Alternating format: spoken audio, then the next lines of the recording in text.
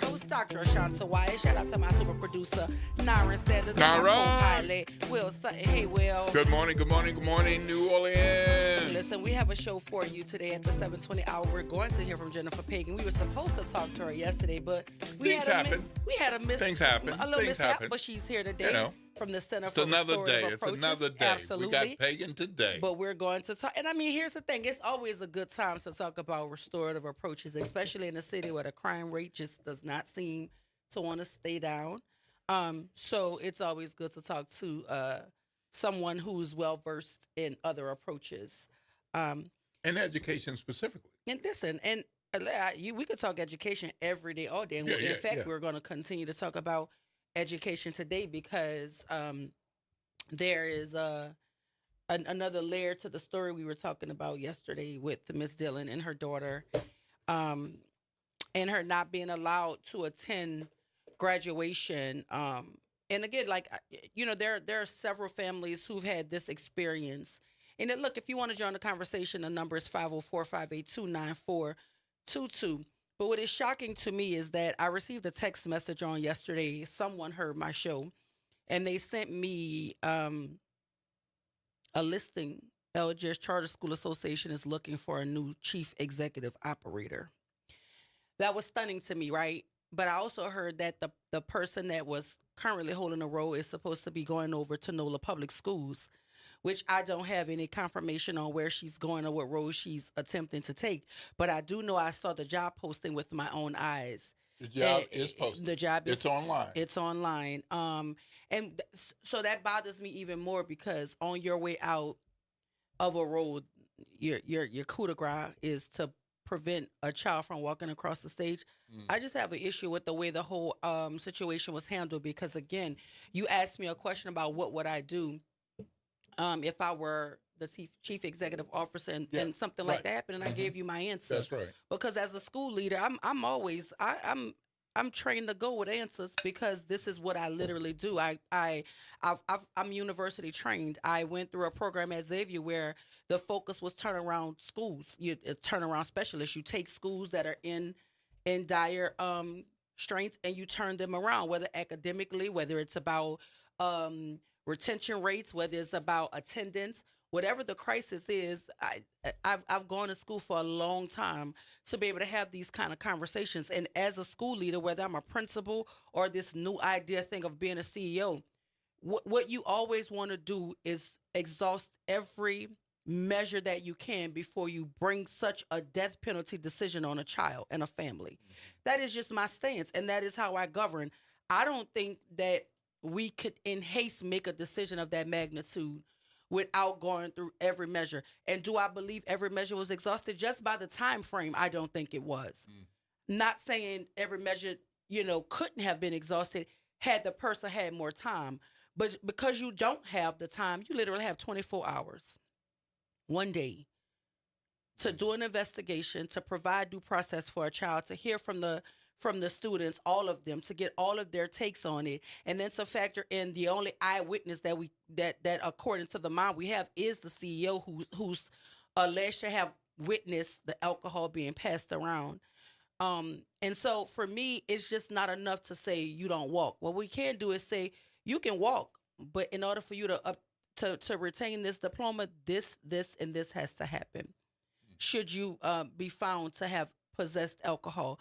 But to make a decision without all of the facts, I believe that it was hasty. That is my professional opinion, and I'll stand on it. And here's the thing. I've been faced with making tough decisions, but I always try to put the interest of the child first, the interest of the family first, because as a mom, I understand what it means or what it meant to watch my son walk across the stage. I understand that. And I birthed one child, but I feel like I'm a parent to thousands of children because any kid whose life I've ever impacted, they invite me to their graduations. And I've been out of the game a long time in terms of interfacing with K-12 babies. But I still had children who were in the system that were coming out. And I've gone to their graduation, and it made me feel literally the same as watching my own son, because you know the stories, you know how hard it was, you know everything that was sacrificed, you know that sometimes you had to pull mom into a decision, but we made it to this date. And together we got this baby across the stage. There's no greater feeling than that. And can you remember an instance where you exhausted everything and somebody did not have, wasn't able to walk across the well, street? absolutely, because but what they've done is they've done what they needed to do over the summer, and then we still got them to diploma, right? Because we're not gonna break any protocols that are governed by the state. If it's attendance, then you have to do makeup seat time. If you're missing assignments or you didn't pass a leap portion of the thing, you have to wait until it's offered again, take it, and then those kinds of things are outside of my control. But I'm talking about the things I control as a school leader. And I control whether or not, if you've met all of the criteria for graduation, you have all of the units, your attendance is on point, you've passed all of your leap in all of these things, your ACT scores and all of that stuff. If you've checked all of those boxes and it's just a matter of my discretion, come on now. I'm going to always lean toward, how do I center the child? How do I center the family? Still hold the child and the family accountable for whatever I believe, whatever rule I believe they've broken. But to prevent a child from walking across the stage arbitrarily, because that's how it feels to me, I'm not ever going to co-sign that. I'm not ever going to co-sign that. I mean, you read the letter for yourself. There was nothing in the letter that was so definitive that I would have been like, oh yeah, she was well within her right. But you heard me tell the parent, if you were found to have threatened anybody on my staff, anybody in my student body, I wouldn't want you around my babies either. I said that on air. I didn't pull no punches. But at the same time, there was nothing in the letter that was concrete enough for me to say she did this. You know. And what gives me even greater pause is for the parent to say, I never saw the woman. We never spoke. So the only person she spoke to, according to the mom, was the principal. So, and you particularly asked the mom, well, did you say anything to the principal or in the earshot of anybody that could have been perceived as a threat? And she said no. She said it on the air. That's her account, not mine. Yeah. So if we take into account what she's saying and we hold it to be true, then I don't see any reason why the daughter couldn't have walked across the stage, nor do I see any reason why the parents would have been banned from graduation. And then to add insult to injury, you don't even call the child's name. She earned the right to have a name called. You said she couldn't participate in graduation, meaning walking across the stage. But there's no record of her name being called at graduation. See, that's just, to me, it feels vindictive. And I don't understand how adults ever put themselves on the same playing field with children to get so angry that you're trying to have retribution against a family. Like, that's insane to me, but that's just my opinion, my big opinion. But it also happens to be aligned with a whole bunch of expertise. And I've been in the position to have to make a tough decision. And it hurts, you know, sometimes when you have to hold a child back for a couple months until they get whatever things in place that the state requires. But if all of the stuff that the state requires is in place, I'm going to be hard-pressed to stop a child from graduating unless there's something as egregious as a threat to public safety, and the public meaning my faculty, my staff, and my students, or the environment that other parents have to participate in. But I didn't hear anything about a weapon. I didn't hear anything about, you know, what was said that could have been perceived as a threat. I mean, you got a lawyer to write a letter. Certainly you could have outlined what the infraction was explicitly, but you didn't. So that tells me that there's some sort of, you know, your personal feelings that are at play here. And we just have to be honest about what we're doing as school leaders. So that you know, that's where we are. And again, since we got off air, there are several parents have reached out with the same gripe, but there's nothing that I can do because graduation is over. You know what I mean? I can't do anything about that. There's no way to change that situation, but maybe we need to change the way that it's done for future how it's handled. Situation. Yeah, absolutely. I don't think that if you feel like a parent has done something so egregious that will prohibit them from walking across the stage, then certainly I believe that your board ought to be informed, right? To say why this is happening and to provide the board with some evidence of why it's happening. Then the board should have some sort of waiting for something that serious. Because, I mean, come on now, that's graduation day. You had less than a day to determine what the facts were and to make a sound decision. I just don't know that that was properly handled, Mm, mm, mm. you know. But, nevertheless, it's done.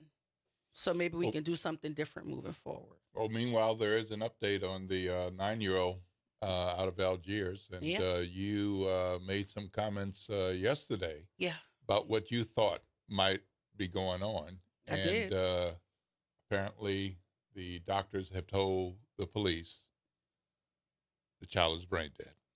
Let me tell you something, Will. And I'm certain this works for any community where the community is so close knit, everybody knows each other.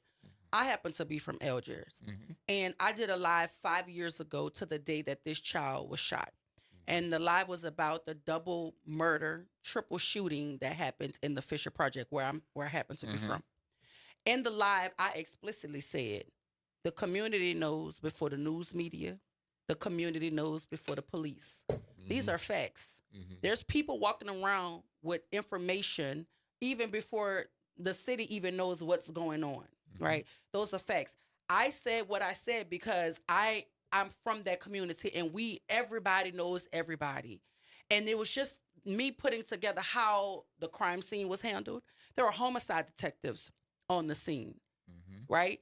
The chief of police also said, and I don't know if she slipped and said it, or if, when you're talking high emotion, you tend to divulge things. But she said something to the effect of, and I cannot quote her, this is me paraphrasing. She said something to the effect of, we should not let this child's murder go in vain, or death go in vain, or something to that effect. Right. So that led us to believe that this child, sadly, super unfortunate, tragic, was no longer on in the land of the living with us, right? That's what made us think that. Well, now NOLA.com has a copy of the police affidavit on the arrest warrant for the suspect, Evans Rogers, the Evans Rogers. 18 years old. 19, I think. 19, same difference. Yep, 19 years old. absolutely, yeah. And quote, it says, quote, the doctors determined there was nothing else they could do to save the life of the victim, and they advised that she would eventually succumb to injuries, close quote. It's just so sad. And I'm gonna say what I said 5 years ago. Like, our communities really don't need to be policed in the manner that they're policed, but they're policed in that manner because we continue to show people that we need some sort of governance. Because when babies die on our watch, I expect the earth to tilt on its axis. I expect that. I expect the planets to move in a way, because children should not die in this manner in the community. Stay quiet. I said that 5 years ago, and I'll say it again today. There is no excuse. There is no reason, none on the earth, to accept this as a normalcy. This is not normal. This is not normal. It is not normal. And I don't understand why these things happen, and it just seems as though the village continues to just move on as if a 8-year-old baby, a 9-year-old, because they keep saying 8 or 9, but 9-year-old is shot in the head. Whether you have to do it anonymously or not, the call line should be flooded with information, because we know. There's not a thing that happens in this community. If it happens in your community, somebody in your community knows what's going on. And when children die, that should be the full stop that we make. That should be the deal breaker. Yeah. Babies. And 5 years ago, it was a 3-year-old baby and his 21-year-old brother, and their mom was shot. The mom lived. The baby died, and his brother died. In the Fisher. A shoot, like somebody just came through, start shooting with reckless disregard for everybody else. So for me, I understand street stuff, but when street people are killing street people, they signed up for that. But this 9-year-old baby didn't sign up to be outside playing with dolls and have to duck bullets. She didn't sign up for that. So I think that's what a hard stop ought to be. Because if you want to participate in street stuff and then street stuff come revisit you, then that's between you and the street. But the baby don't have nothing to do it. She didn't do anything. Didn't It don't do have nothing anything. to do with that. But we gonna It's 7:20 a.m. yeah, we're gonna take a break. But when we come back, we're gonna update our listening audience on another case from 2023 where 2 young women were gunned down in Tremay in 2023. The news is heavy this morning, but it's still news. Yeah. And when we come back from the break, we have Jennifer Pagan talking about the center, talking about restorative approaches. She's from the Center for Restorative Approaches. And I mean, I think it's appropriate to have that conversation, especially when you're talking about the violence and the spike in violence that we're seeing lately. So y'all stay with us right here, WBOK 1230 AM, what New Orleans is talking about All day long.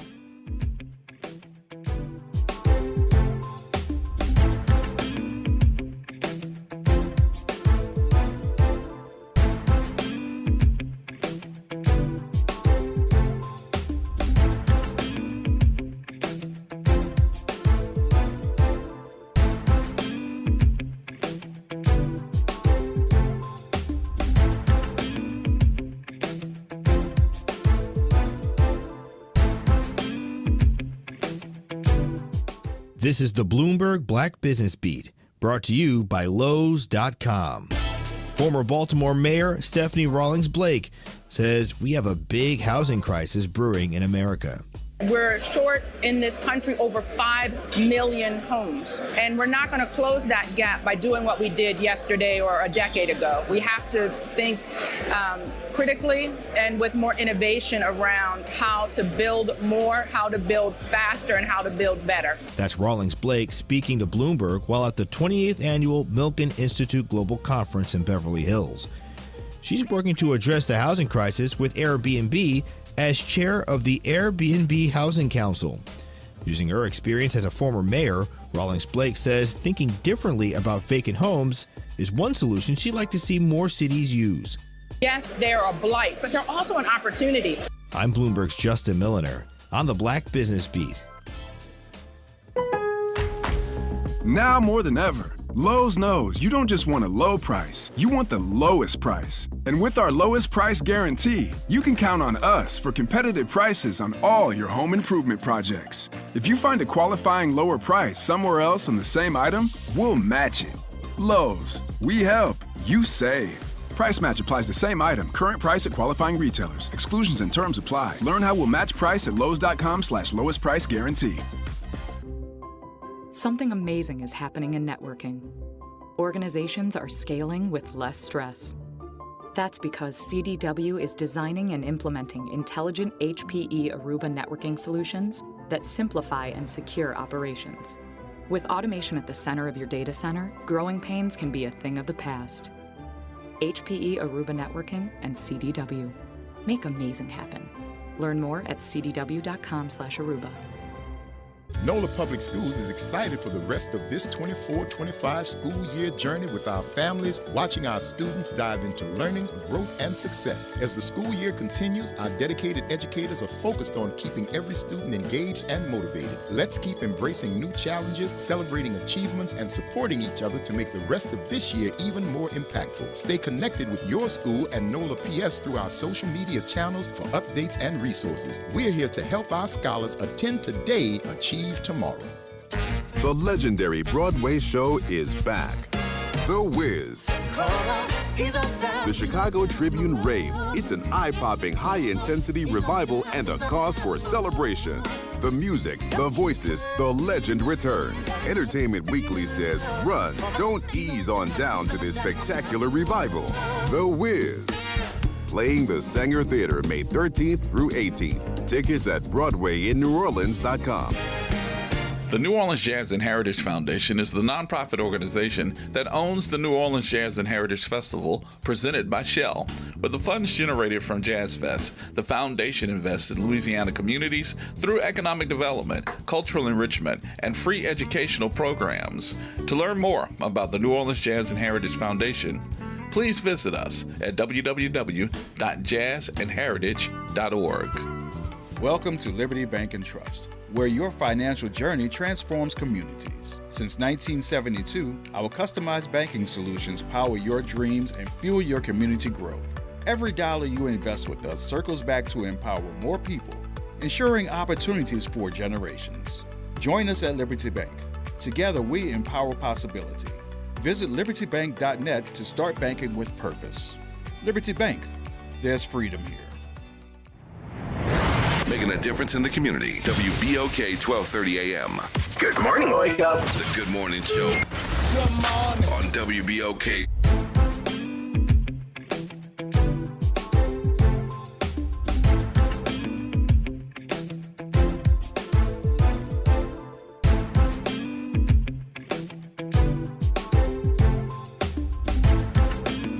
And we are back. Happy Thursday. Welcome back to the Good Morning Show. I am your host, Dr. Ashanta Wyatt. My co-pilot this morning is Steve Wilson. Hey, Will. Good morning, good morning, good morning, New Orleans. And right now in studio with us, we have Jen Pagan. She's a trainer, facilitator with the Center for Restorative Approaches, here to talk about the Summer Institute. But before we jump into the Summer Institute, can you give us, Jennifer, how you feeling this morning? I am feeling much better. You feeling much better? We're good. Yeah. Glad to have you. Can you Good. talk to us a bit about the Center for Restorative Approaches? Sure. What is the mission of that organization? So our mission is to bring restorative approaches to the greater New Orleans area and beyond.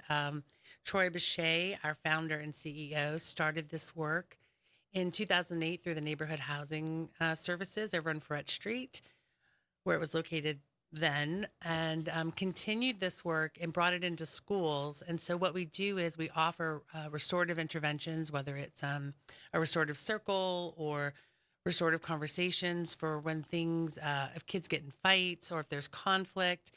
We do preventative. So before it's about to pop off, we can step in and do that process. Or after something's happened, we can come in. And basically what happens is it gives the people who are involved and those most impacted by the conflict and the harm that's occurred an opportunity to resolve it themselves. And it keeps kids connected to school. So it's an alternative to suspension and expulsion. Well, Judge Renard J. Darrensburg is quoted as saying, since 2008, CRA has been the leader in bringing restorative approaches to the greater New Orleans community. Their success using restorative justice circles as an alternative to suspensions and expulsions in our schools has not only benefited those students, but their families, schools, and broader community by helping to stem the school to prison pipeline. So, I mean, you're in a number of schools. And on your website, you're saying that you've had 1,406 restorative interventions convened since 2009. Yes, and it's a little bit higher than that now. Yeah, because this is, this is, and then it says 415,080 in class instructional minutes saved due to suspension reduction since January 2015. How do you compile the data? So what we do is to compile the data for the minutes saved by instructional time is you generally have 6.5 hours of instructional time in a day for kids. And so if they're not suspended, let's say they're up for a 3-day suspension, what you would do is you would convert that, 19.5 hours to minutes, and that would be your instructional time saved if they weren't suspended. So it's keeping kids. So if you just send a kid home, they're going to miss school and they tend to get zeros on their work. But if you can do this process with them, it keeps them in school and it doesn't affect their grades and them being at home and missing their work. Okay. All right. So talk to us about some of the schools that you all have done work with and how those schools or those charter organizations or the school district came to reach out to you. Oftentimes, they hear of us by word of mouth from other people, or they come and take a training. We do a lot of professional development trainings with the schools, which focus on communication skills and restorative intervention practices. So we have 2 trainings that we offer to schools, and one is the introduction to restorative approaches, and the other one is facilitating restorative circles. The intro to restorative approaches is a prerequisite for the circles training, which is the more intensive process of the restorative circle. And sometimes we do outreach to schools. Currently, we have a grant through the City of New Orleans Health Department. It's a violence interruption program. So we work with the hearing board. We do specific outreach to all of the schools to let them know that this program is free to any school in Orleans Parish, that we will come in and help. And This year, I facilitated a 20-person circle, an 18-person circle. And so this was like 6 or 7 kids, or 6 kids plus their family members that would come in for support, and as well as the school staff. And it gives the school staff an opportunity to talk about the impact and not have to wear the disciplinarian hat, so to speak, that they can just be there to talk about it. I serve as a neutral facilitator. So I have to interview everyone before, confidentially, individually, confidentially, to figure out if we can bring everybody together safely.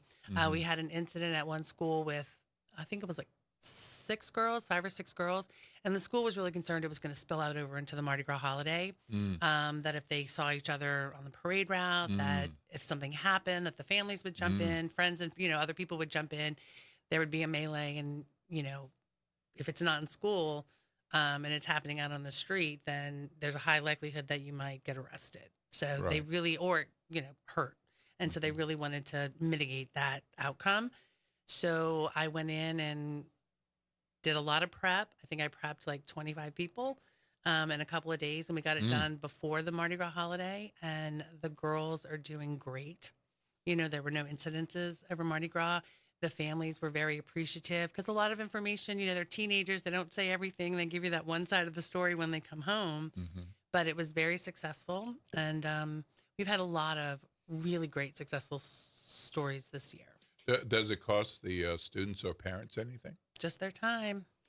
So for folk who are not familiar with the restorative interventions approach, because you were saying it's an alternative to out of school suspension or missing any of the instructional day. So then is it offered to the students as a choice? So you could face this 3-day suspension unless you choose to participate in this restorative justice circle with the individuals who you're having this this uncomfortable situation with. Is that how it's approached, or how does that work? That's pretty much how it's approached, yeah. So it's a voluntary process. You can't force anybody to do it, right? But what we do is we offer that, the school is offering you this opportunity to have a say in what happens next, to have a say in, resolving this. It's imperative that they reach an agreement and they keep the agreement. If not, the referral goes back to the school and they decide what to do without the student's input.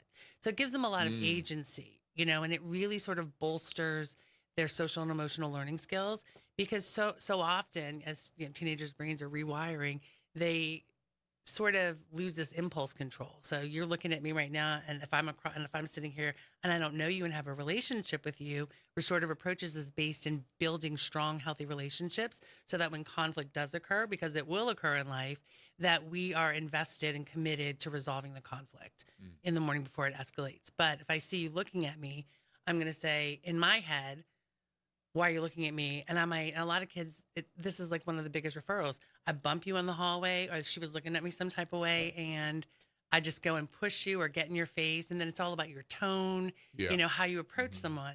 And so we really work with them in the prep to help them see their thought process, what they think affects what they feel, which then affects their action. So do you offer restorative interventions for school leaders? We sure do. You should. You absolutely should. So talk to us about the Summer Institute. How does that work? How is it different from what you do throughout the school year? So the Summer Institute is open to anybody. So we bring together, it's an opportunity for people that, say if a teacher wants to take it, but their school's not offering it, they can come and they can take it. But we have community leaders, community members that come in and they take it. And it's just, we do one in the summer and one in the winter. And it's just our opportunity to offer the training to people within the greater New Orleans community. Sometimes it's more cost effective for folks to, or organization or school to send in a small group of people first. And, but it's 16 hours for the first training, 9 to 5 on May 29th and May 30th. And it's from 9 to 5. And we cover, the philosophy of restorative approaches, the guiding principles. So we always say it's a philosophy. It's not a program. We have these guiding principles. The first one is leading with empathy. And imagine if everybody had that in their head, leading with empathy, giving people the grace, benefit of the doubt, generous assumptions.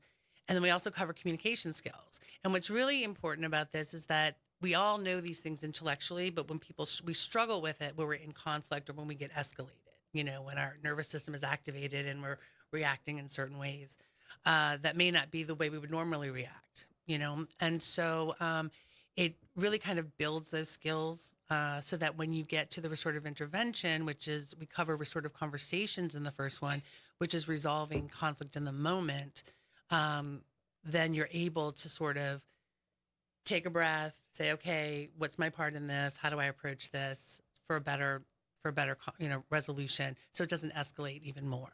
So you said it gives kids agency. Can the students request restorative intervention, or is it something that the school has to initiate to say this particular disciplinary infraction can be resolved with a restorative approach as opposed to a in-school suspension or out-of-school suspension? So how does the process itself work? Is it all on the school, or can a student ask or request a restorative approach as an alternative to in-school or out-of-school suspension? So we have had parents that know about this process who are in schools without this, and they've requested it.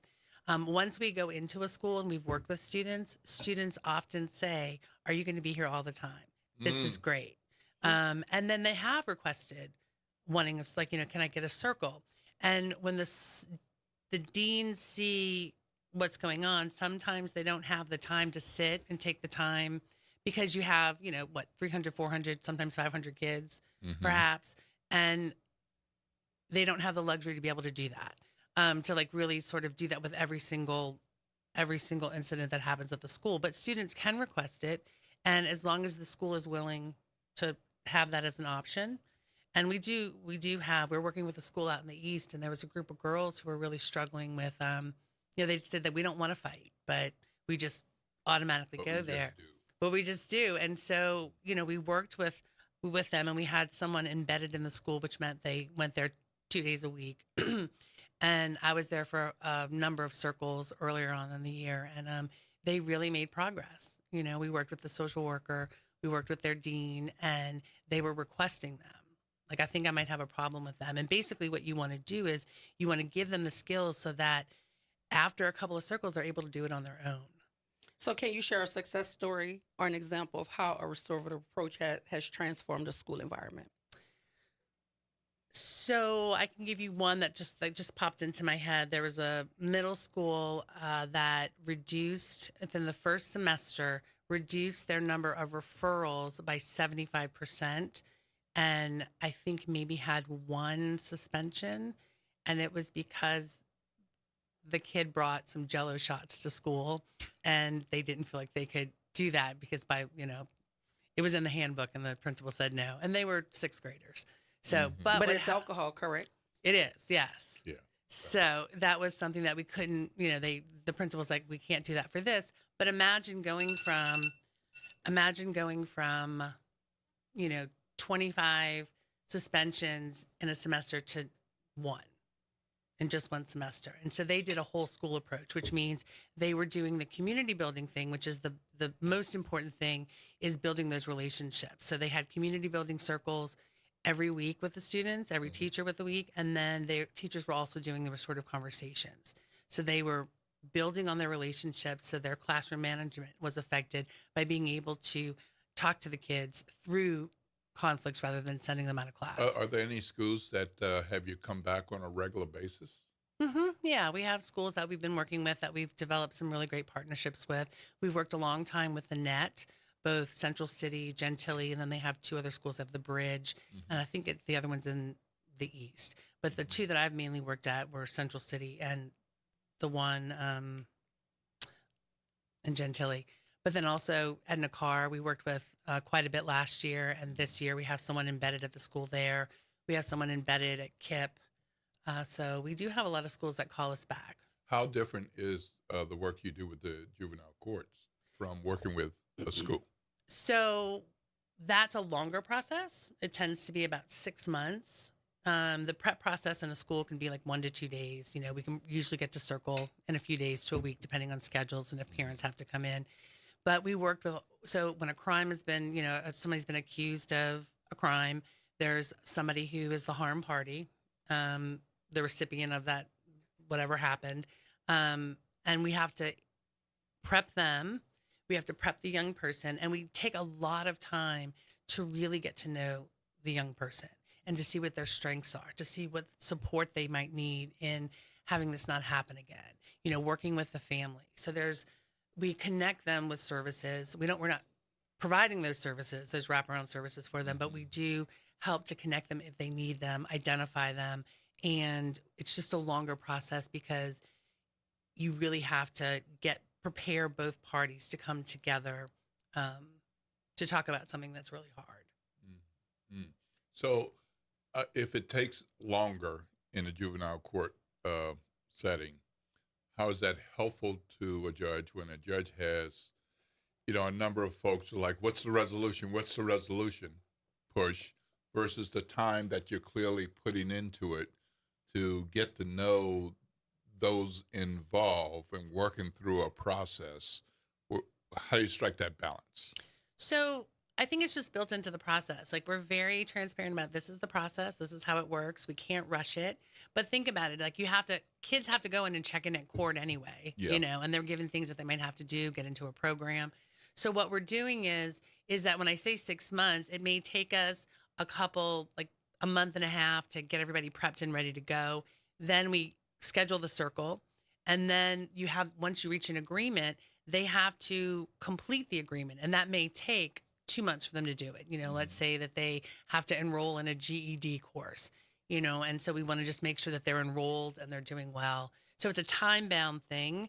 And what goes in the agreement is based on what the people who are impacted want. It's not like you broke this rule, this is your punishment. It's what the people in the circle need. So can a parent request your help if their child gets involved with the juvenile court system? Or does the judge have to? They can request it. I can't say that the court, the DA would say, yes, this is eligible for this diversion, because it's a diversion program. Right. Yeah, okay. But people can always request it. Mm-hmm. So if you could leave our listeners with one thought or takeaway about restorative approaches, what would it be? Well, I'll just say this. It's changed my life. It's changed all of my relationships, just doing the work itself and training people. But it's a way that it's very equitable. It gives everybody a voice. And I think it harkens back to when we had really strong communities and we all came together to resolve things. It's very grassroots based, and it is something that breaks the cycles of incarceration or this carceral mindset. And I think it keeps us connected to one another, even in times of conflict. Yeah. So again, that Summer Institute is May 29th and 30th? Yep, that is. And who's eligible to participate? How many seats do you have? Can people sign up whether they've been a part of this work before or not? Definitely. For the first one that's on May 29th and May 30th, that one is our intro to RA. And then we also have June 5th and 6th, which is the continuation for facilitating restorative circles, also from 9 to 5. But you can go to our website, which is thecra.net, and get some more information there. And anybody can sign. You just click on the link to register. Do you have a maximum number so that you can handle the group, or? We generally cap it off at about 20 to 25 people. Okay, and how much does this cost? So the training is $325 for the intro training, and if you were to do both, it would be $650. So they're $325 each. Okay. Yeah. Right. Got it. All right. Very good. So Sounds where like can something people learn worthwhile. more about the Center for Restorative Approaches and register for the Summer Institute? At our website, www.cra.net, or you can give us a call. We just moved into these great offices on North Rendon Street, right around the corner from Neows. Congratulations. Yeah. Hey.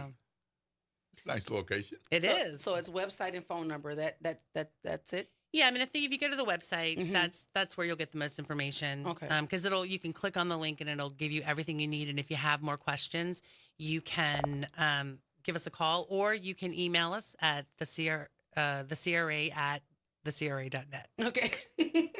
Well, Jen, thank you for joining us this morning. Jen is a trainer facilitator for the Center for Restorative Approaches, and there's a Summer Institute happening May 29th and 30th. May 29th and 30th. And June 4th and 5th?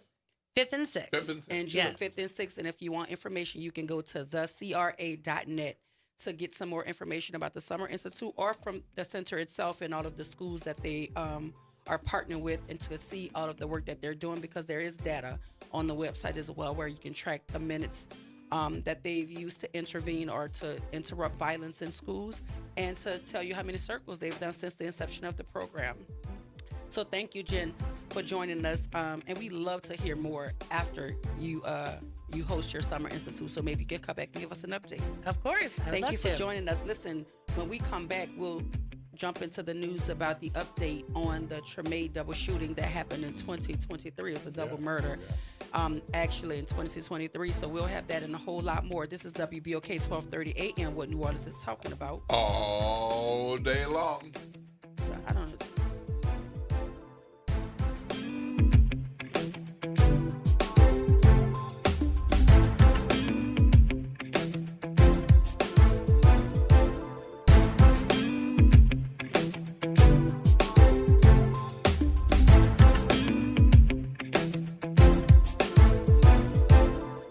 This is your news update for WBOK from WDSU. For all your news and weather, watch WDSU News, New Orleans' leader in live, local, late-breaking news. Today at noon and 4 p.m. It's a steamy start. The mugginess is officially here. Lots of sunshine again with highs in the low 90s. It could be the first 90-degree day for a lot of us. Factor in the humidity, we'll feel like the mid to upper 90s today. Overnight temperatures are in the low to mid 70s. More low 90s Friday into the weekend. Some spots could feel like 100. From the WDSU First Warning Weather Center, I'm Raven Richard. This summer, let your child's creativity shine at Camp Art, New Orleans' most vibrant, arts-driven camp experience for kids ages 4 to 12. Hosted by Beyond the Stage, Camp Art blends visual art, theater, music, dance, and creative writing with New Orleans history and culture. Plus, field trips, guest artists, and camper showcases. With full-day programming before and after care and sessions starting June 9th, it's the perfect fit for working parents. Fun, enriching, unforgettable. Register now at beyondthestagellc.com/campart and follow us on social media at Beyond the Stage LLC. At New Orleans East Hospital, we believe healthcare should come with heart. Located at 5620 Reed Boulevard, we proudly serve the New Orleans community with compassion, courtesy, and a commitment to excellence. From healing to education, we want to be your trusted healthcare partner that's close to home. New Orleans East Hospital, delivering a culture of healthy care. Visit DePaul's new Algiers Health Center at 2801 General de Gaulle Drive to receive primary and preventive care for both adults and children. Services also include behavioral health, imaging, and on-site pharmacy, vision, Medicaid enrollment assistance, and more. For appointments, visit DePaulCommunityHealthCenters.org or call 504-207-3060. Why'd I go to the doctor? One day at the firehouse, I was so lightheaded I could barely stand. Even my crew noticed. Getting checked out was the right call. Turns out I have atrial fibrillation, which increases the risk of stroke about 5 times. Symptoms like irregular heartbeat, heart racing, chest pain, shortness of breath, fatigue, or lightheadedness can come and go. But if it's AFib, the risk of stroke remains. If you have symptoms, contact a doctor. I'm so glad I did. Visit NoTimeToWait.com. Sponsored by Bristol-Myers Squibb and Pfizer. Good morning, Wake Up. The Good Morning Show. Good morning. On WBOK.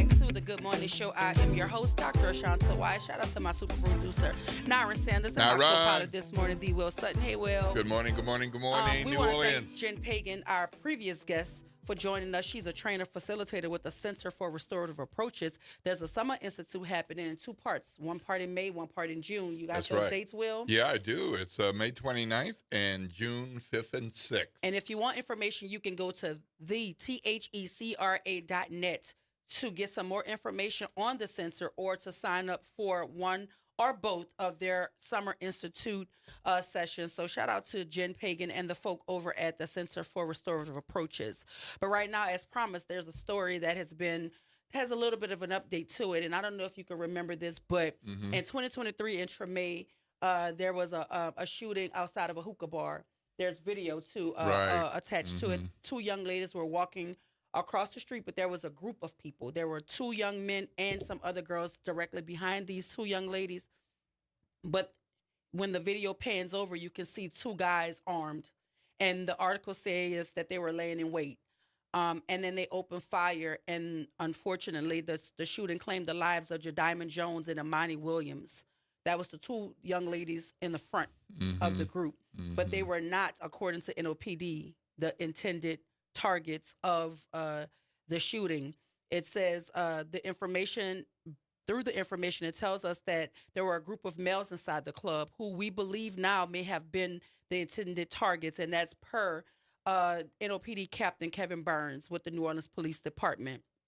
It says those men were seen in surveillance video walking directly behind Jediamond Jones and Imani Williams as they were leaving the club with 2 other young women.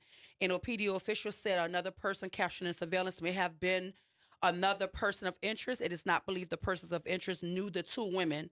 Based on what we know now, Jediamond and Imani were caught in a crossfire between these 2 groups, said Burns. And this is a story that we're updating because the baby that was shot in Algiers was caught in a crossfire. So more often than not, these folk who are inside of this beef or this street violence, wherever they see each other is where they determine that they're going to open fire. With reckless disregard for innocent civilians or just people out and about leaving clubs or in the yard playing with their toys, in the case of the 9-year-old baby. The article goes on to say, what we want is to let the public know we haven't forgotten about this case. We're doing everything we can to hold those responsible accountable for their actions. That is per Detective Matthew Rifle with the New Orleans Police Department. The 2 women were celebrating milestones in their lives when they were shot. Jones was set to graduate from nursing school, my God, and Williams had just turned 20 the day before. Williams' mom, Angela Williams, spoke out about her daughter's death for the first time, describing her daughter as smart, funny, and good-hearted. Williams' hope is for closure. Imani was not the type to hang with the bad crowd. She was in school and celebrating her birthday. I didn't think she was the intended target ever.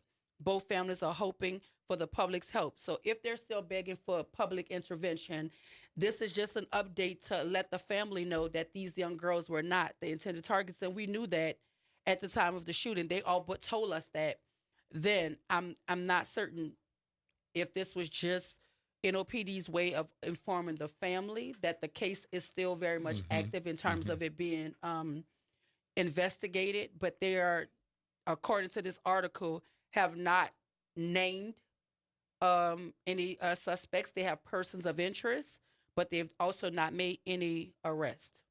Right. They're looking for the 2 people. Yes. Who the police say were lying in wait. Yeah. For somebody or somebodies, and had guns with them. Yeah. So I mean, they were. Article, they don't even know who those somebodies are. Right. They don't know. Yeah. And again, it was caught on tape. There's surveillance. You can literally watch this happen, and it is super unfortunate and super tragic. And our thoughts and prayers are still with the families of Jediamond Jones and Imani Williams. And so we're hoping and praying for a resolution in their case. But in the case of the 9-year-old, there was an arrest made. Evans Rogers, he's 19 years old.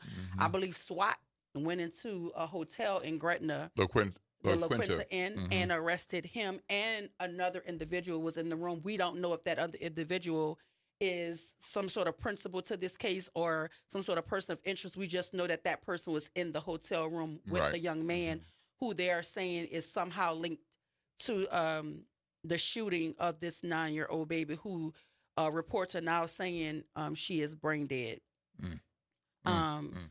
So and- sad. Yeah, I certain things take the words right up out of you because you get so angry.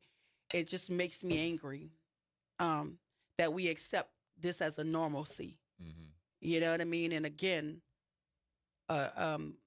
we've seen tragedy like this far too often in our communities. I've personally been involved in cases where an 11-month-old baby was gunned down because folk jumped out of a car and attempted to kill his father, and the father was holding his baby, and the baby was in the arms of the dad and was shot to death. The dad lived at that time. The dad lived, survived that shooting. But it's super sad what is happening here. An 11-month-old baby was killed. I personally worked on that case, and then after that, a 3-year-old baby and his 21-year-old brother. I personally worked on that, and now we have a 9-year-old baby. And before that, we had a 7-year-old girl. Like, and this is all Algiers stuff I'm talking about, right? This is the West Bank stuff I'm talking about, and it's just so sad because it's like I often ask when I'm speaking at these vigils or these funerals, like, whose life will be enough to say enough is enough? You know what I mean? Like, whose child got to die for us to say that the retribution and retaliation is not going to do anything but bring on more retribution and retaliation? Like, what do we do as a community to say we've had enough of this? We're not going to bury any more of our kids. But I think the answer to that does not lie with NOPD. It does not lie with the judicial system. It lies in the very communities where these crimes are happening. Oh, that's absolutely right. Because that's for me, absolutely I can right. tell you right now, every time something happens in Algiers, everybody know. Mm-hmm. Everybody know. And not only do they know, we know the killer and we know the victim because we all grew up together. And if we don't personally know each other, our mamas know each other. Our grandmothers know each other. You might not know my name, but you know I'm Sandra's daughter. You know what I'm saying? This is the kind of stuff that's happening in Algiers that sickens me. It makes me sick because we know everybody. So it boggles my mind that we could pick up guns and settle differences amongst family because we family, whether we take on the familiar role or not, we all know each other. And even before 911 is called and before the police show up on the scene, you gonna have so many people talking about who, what, when, where, and how. Everybody talking about it. They just not talking to the police about it. Yep. They're not talking to the judiciary about it, but they talking to each other. It's 7:58, y'all. This Somewhere is you got crazy. somewhere to be at 8 o'clock. Yeah, Good well, luck. you but, would wanna. You but better already the be hookah bar, there. the hookah bar, for Yeah. instance, there's no way that a couple of people can be in there with large guns Yes. and nobody knows who they were. Well, but for these guys, according to that story, those guys were on the outside waiting. So apparently they knew whoever their targets were inside of the place. So they were waiting for the place to disperse, for them to come out. So they were on the outside already waiting. If you look at the video, these people are walking across North Claiborne, I want to say the street was. Oh, yeah. Yeah, they were right, walking right, across right. the Okay. street. And as the guys and the girls got to like the middle of the street, the guys kind of started to approach and open fire. But unfortunately, according to NOPD, the two people who died were not two people who were the intended targets of the shooters. And so that is how they're saying that took place. But even that, to lie in wait, that means somebody had to tell them that they were in there or they had to track them there some kind of way. Right. Y'all doing recon. Right. Y'all got y'all hands on high power weapons. Like, all of the energy that we put into doing the wrong thing, you can channel that energy into doing something positive. Because for me, I don't think vengeance and retribution stops, because the moment you hurt somebody on the other side is going to want to hurt somebody on your side. So it becomes cyclical. What do we do to stop it? Well, one thing is to let the police know, let your family know what you saw, who you saw, and say something. Your little bit of piece of information might not be the end to it, but it sure could be. This an is another important thing I piece want to of the dispel before we go to break. This idea of the snitching culture, right? You know, I grew up. Well, snitching is for street people. Yeah. If me and you go hit a lick together, you don't get to snitch on me because we in this together. Right, like that's snitching. Right. But if I'm just a regular 9-to-5 working person and there's crime in my neighborhood and I want to speak up about it, how is that snitching? Like I pay my taxes, I live according to what the laws say how to live. But if I'm out in the street doing street stuff, then you got to take your lick. Yeah. But you don't get to come in my community and disturb our peace, and we're not a part of that. You chose to live like that. I didn't choose to live like that. Especially innocent people. Yeah, like there's a difference there, but maybe the kids need to know what the difference is so we could put the guns down and raise the literacy rate. Yeah. Can't even read in the city, but we know how to lay bodies down. Yep. It's 801. crazy. Yeah, we're going to break, y'all, but on the other side of the break, we're going to continue to talk about it. There's national news that we're going to get into on the other side. This is WBOK 1230 AM, what New Orleans is talking about. All day long.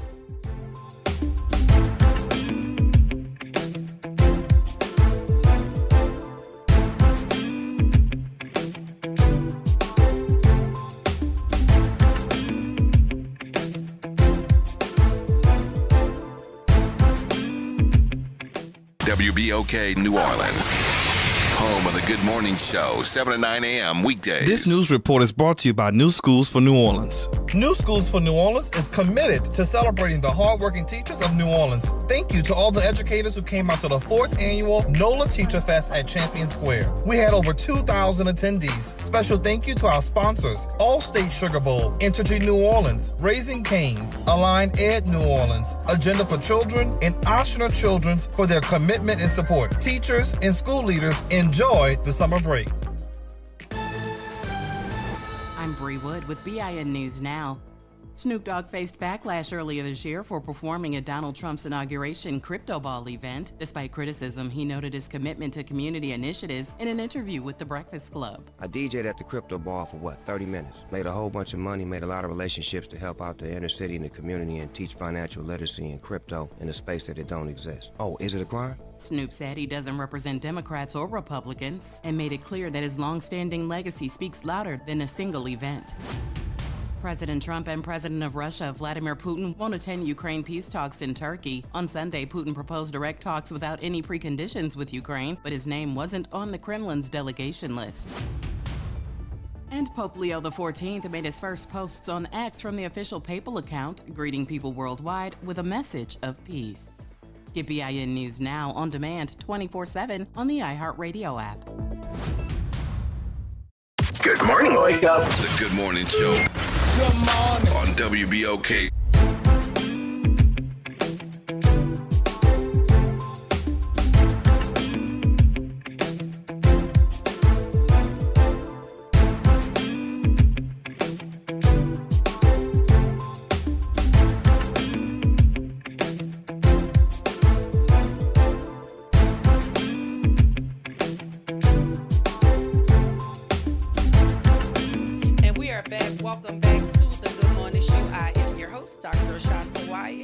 To my co-pilot Will Sutton. Hey, Will. Good morning, New Orleans. Listen, y'all, it's been quite a time. I was looking at the news, Will, and Robert F. Kennedy took his family to go swimming in a feces contaminated lake. I'm still trying to figure out what was the purpose. Is he trying to say that the water is not dangerous? Is he trying to say that his immune system is such that he don't get vaccines and his immune system is strong enough to withstand feces infested water? Like the health, this is the person that's over the HHS, and there are health experts who are saying that the water that he took his grandchildren to go swim in is not suitable for dogs. And he was fully submerged in the water. What message is he trying to convey? I don't know what that can be about. I mean, first of all, that's just nuts. I mean, why would you do that to yourself? Why would you do that with anybody you love? his grandchildren I nonetheless. Like mean- I'm trying to understand what, and then it seems to me like it was orchestrated because he had somebody filming it, you know, so that you could see him fully submerged in the water. Because nobody would know you and your grandchildren were out there if you didn't tell them. I'm just trying to figure out what is he trying to accomplish there. And I think it's very dangerous because when he had to testify before what it was the Senate, I believe he was testifying before, he even made the comment that folks should not take health advice from him, particularly as it relates to vaccines. But this is the same person who's been peddling anti-vax theories forever, leading up to his appointment as the HHS secretary. So now you're saying publicly that folks should not take health advice from you as it relates specifically to vaccines. That's a heck of a thing to say about somebody who's in charge of health. That's a heck of a 180. Like, I mean, you just about face all the way because that's not what you were saying. Months ago, years ago, even right before your confirmation, that's not what you were saying. And so I wonder how all of the folk who believed in his anti-vax theories, who are choosing not to vaccinate their children, I wonder what they would have to say now that there's a measles crisis that's happening, that's breaking out in parts of Texas. And I heard there's one, in Louisiana? Yeah. We have a case here. Yeah, two cases here. So I just don't know what we're doing here in terms of this country because we have we have RFK talking about not to take health advice from him. We have Pam Bondi, who was lobbying for Qatar. You know, she was a lobbyist for them, who gave the president misinformation about accepting a $400 million plane is being legally permissible. That was her, that she instructed him that it was legally permissible. So he accepted the gift because she told him it was legally permissible, but she did not divulge that she was a lobbyist for the same government. How does that not come out in her confirmation hearings? You know what I mean? How do you vote for somebody like that? But how are they just now discovering that she was a lobbyist for this government? How does that not come out in your confirmation hearings? I think everybody knew about this. You know what I mean? And I think, to be quite honest with you, we ought to put a for sale sign, a big, huge for sale sign on the United States. Because there's nothing that you can't buy if you got enough money. You can buy citizenship here. You can buy you a senator here. You can buy you a president. Like, I mean, you can buy the head of the FBI. Like, who's not for sale in this administration? Well, apparently a big chunk of your resume needs to be Fox News. Well, you don't make the cut. You work for NOLA.com. You know, I mean, you cannot work for the Trump administration. 23 people are employed by our United States government who are former Fox contributors. 23. And it's very quiet, but Elon Musk is out as the head of Doge. And the author of Project 2025 is in as the head of Doge. And I don't know if that means anything because they were already partners and working together. He was getting a lot of his policy from the guy that wrote the Project 2025 document. Elon Musk was. He was getting a lot of his policy and a lot of his information on what decisions to make from the guy that authored Project 2025. So now Elon is out and this guy is in. What do you make of that? Well, you can have official status and you can have unofficial status. And in the case of Elon Musk, he's had official and unofficial status. So here's the guy. Only from the president, right? Because he wasn't elected or appointed or anything. That's right. From the president. And technically, there is no thing called Doge, but they created it. They created it, so it kind of exists. But Elon Musk has been a part of international relationships. And what does that have to do with cutting expenditures and looking for ways to cut government costs and laying off people and firing people. I mean, the man is essentially a co-president and making all kinds of decisions, being involved in even wartime kinds of conversations. I mean, so a change with Doge, I don't think is necessarily that big a deal, because my guess is he'll still be weighing in on what Doge is doing, and Trump hasn't kicked him to the curb yet. Well, and we have our own Doge going on in Louisiana, right? We have all of these folk in government talking about cutting waste, fraud, and abuse.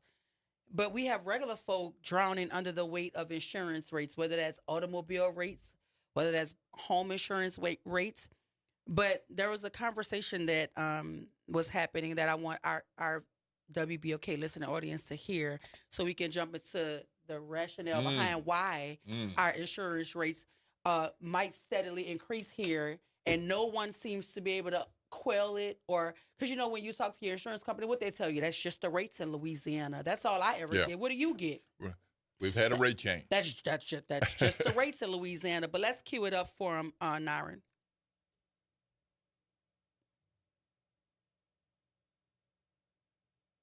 Fly those jet airplanes. If we had an insurance company here in Louisiana that owned some jet airplanes, and they fly those jet airplanes from Lakefront Airport to Hammond Airport on an average of about every 2.2 days. That's not a very far flight, especially in a jet airplane. And they've testified before that they charge that back to show that it's a business expense. You're throwing out information that I have no way to even verify whether or not it's true. If you've got some documentation you'd like to provide, I'm sure be happy to comment on that. Well, you know what? I just happen to have that kind of information right here, and you're welcome to go through these flight logs. But it shows the plane that's owned by an insurance company here in Louisiana, and they fly, presumably, their chief executive officer, who happens to live in that area, over to his office. Successful companies in all industries and all occupations sometimes take plane trips. I heard it. People in successful companies sometimes take plane trips, but they're passing the expense of these every 2-day flights from the lakefront to Hammond. They're passing it on to the regular consumer. And that made me think about our governor and his plane that was bought for him by the Louisiana State Police. Let's stick to this. We can stick to that, corporate thing for a moment. But that made me think of that. So for those who haven't been to Hammond or the Hammond area recently, you can get to Hammond from the lakefront in about an hour and a tidbit. So a flight is going to be like 15 minutes. 20 minutes. 15 minutes. That 15 minutes, you're going to be on the plane. Yeah. Every 2 days. 2.2 days, to be exact. Well, you get on the plane, they close the door, you buckle your seatbelt, you lean back, and then it's time to get off the plane. So when we're talking about waste, fraud, and abuse, what could be more wasteful than you jumping in a plane to go somewhere where a car can get you? It's up the street, essentially.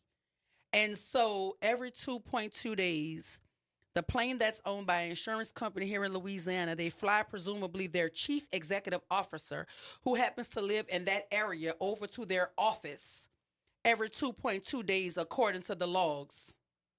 And that happened at the Senate Judiciary Committee hearing. So it's not enough that the chief executive officer he's being paid an obscene amount of money. And I'm certain that he has a car, that's paid for by the company. He can't ride his car to the office. He has to with fly a driver. With the driver, because he ain't even driving. He's the CEO. Yeah. You can't ride your car to Hammond every 2.2 days. So not even talking about the cost of fuel, all of the things, and you're passing all of that off as a business expense. So it's coming back on the regular low wage earning people, who don't make the obscene amount of money that CEOs make, or the bonuses that they that they make, but this is what's happening. And so again, I'm gonna say it again. It reminded me of when the governor was gifted. How was the governor gifted a plane by the Louisiana State Police? How does that go? I guess if it's a piece of state property, and you're the governor, then I guess you can assign. Well, who knows? Maybe it'll be like the plane that Trump's looking at from Qatar. Well, he don't want it to be for. He don't want it to be for any other president. We're going to use it for this presidency, and then we're going to retire it and put it in a foundation.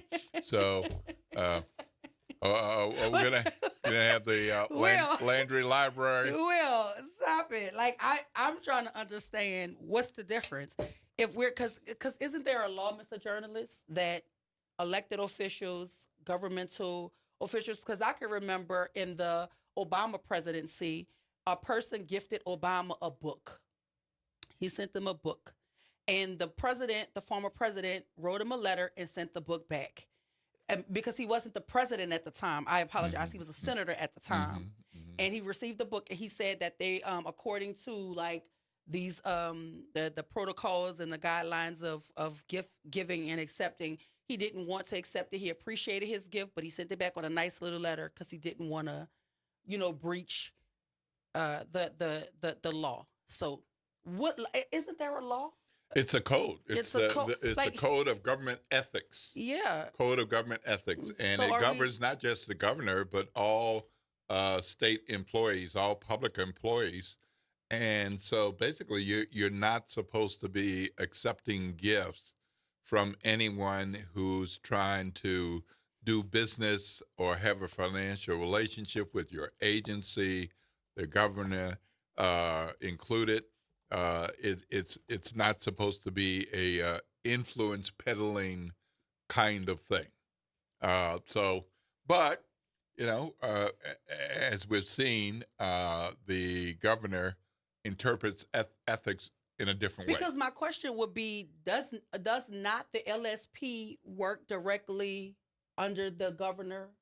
The governor appoints the Louisiana Police Commission. The ethics code says that it prohibits gift giving in certain situations to maintain objectivity and prevent conflicts of interest. Right. Specifically, it generally prohibits gift giving to superiors or individuals in positions of authority, and also prohibits soliciting gifts from subordinates or those who would be less well compensated. The EHICA code also prohibits accepting gifts from those you oversee or regulate, or those who could reasonably influence your official actions. So I'm just trying to understand how the president of the United States is accepting a plane, a $400 million plane, from another government where his head arbitrator of the law is also a former lobbyist for that same government. Mm-hmm. That should be a blatant ethics violation. And then our governor is accepting a $5.5 million plane from the Louisiana State Police, an entity that he directly governs. I just want to. So we just choosing what codes and laws we're going to follow, and we're just saying. Yes, they are. Yes, they are. Yes, they are. So I'm going to go Christian for a moment. Okay. Okay. So we got the Bible. It's the Lord's book. Okay. All right. And we got all kinds of people misreading what the scripture says to be against black people and Jewish people. And it's like, what book are you reading? Because yes, there are versions, but come on now. I mean, this is just wrong. And so that's pretty much what's happening with the ethics situation. It's like, well, that's not how I read it. Well, because the current president also said that he's the only person, him and is it Pam Bondi? Him and somebody are the only two people who could determine what the laws mean. Right. What the Constitution really means, what it's actually saying. Which is why the president wants to impeach federal judges that rule Which is against why the him. secretary, the press secretary, is saying that she's calling them low level judges, and they don't have the right to block an order or an executive order from the president. That's what she said. Maybe that blonde stuff that she putting in her hair is seeping down to the neurons and misfiring on her something because girl. Yeah. It's 8:20, y'all. 8:20. You got somewhere to be at 8:30. You got 10 minutes. Don't we have to go to break? Maybe that bleach blonde stuff is misfiring in her brain. I don't know, but something ain't right. we gotta go to break, but we gotta continue to talk about all the things. And listen, Think 504 wrote a piece on the Pope. I know you wanna. Absolutely, yeah. I know you wanna jump off into that. Yeah. You know, that's this in Black your wheelhouse. Creole. So Absolutely, yeah. We'll let you have your moment, Will. Right on the other side of the break. You and Jeff Thomas right here, WBOK 1230 AM, when New Orleans is talking about all day long.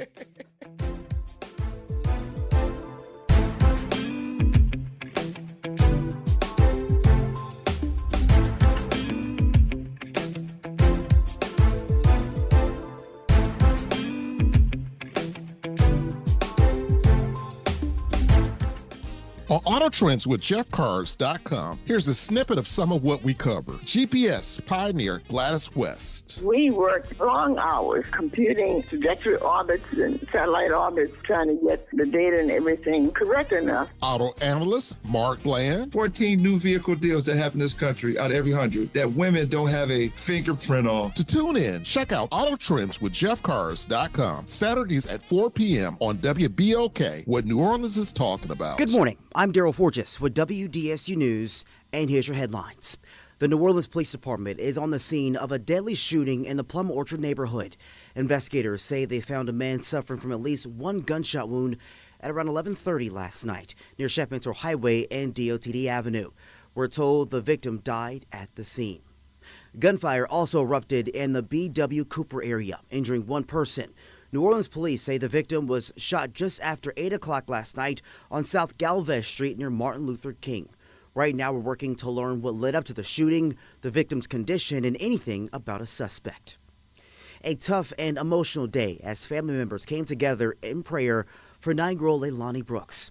She's on life support right now after being shot in the head at her home in Algiers earlier this week. Family members held a prayer service yesterday outside University Medical Center where she's getting treatment. They say it's time for the community to come together and stop the violence. Evans Rogers is facing attempted second-degree murder and illegal use of weapons charges in the shooting of Brooks. And the owner of Tracy's Irish Channel Bar says it will close May 31st. The owner says the cancellation of the Irish Channel St. Patrick's Day Club Parade really hurt their bottom line. He also says they ran into some issues with the permitting process after moving to this new location just last year. This is the fourth well-known business to close in the area in the last few weeks. I'm Daryl Forges, and that's your headlines for WBOK. Have a great day. Connect with NOLA Public Schools. Follow us on Instagram, Facebook, and X for the latest updates. Sign up for District Digest, our official newsletter where we share district achievements, celebrate student successes, and keep you informed about our vision of providing a high-quality education. And don't miss our school board meetings. Watch in person or live stream on YouTube. Stay informed. Stay engaged. Visit NOLAPublicSchools.com today. Again, that's NOLAPublicSchools.com. Tune in to The Monitor's Mic, where we talk about oversight, policing, and you. Hosted by the Office of Independent Police Monitor, we're here to shine a light on policing issues that matter, from real-time policing updates to in-depth interviews. Every Friday at noon on WBOK. The legendary Broadway show is back. The Wiz. The Chicago Tribune raves. It's an eye-popping, high-intensity revival and a cause for celebration. The music, the voices, the legend returns. Entertainment Weekly says, run, don't ease on down to this spectacular revival. The Wiz. Playing the Sanger Theater May 13th through 18th. Tickets at BroadwayInNewOrleans.com. The New Orleans Jazz and Heritage Foundation is the nonprofit organization that owns the New Orleans Jazz and Heritage Festival presented by Shell. With the funds generated from Jazz Fest, the foundation invests in Louisiana companies through economic development, cultural enrichment, and free educational programs. To learn more about what the New Orleans Jazz and Heritage Foundation does, please visit www.jazzandheritage.org.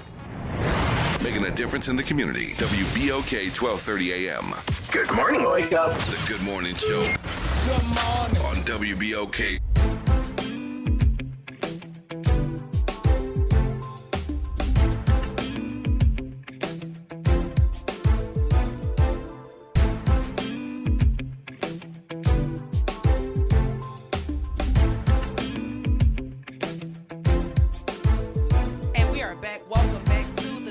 Show. Good morning, everybody. Happy Thursday. I'm your host, Dr. Ashanta Wyatt.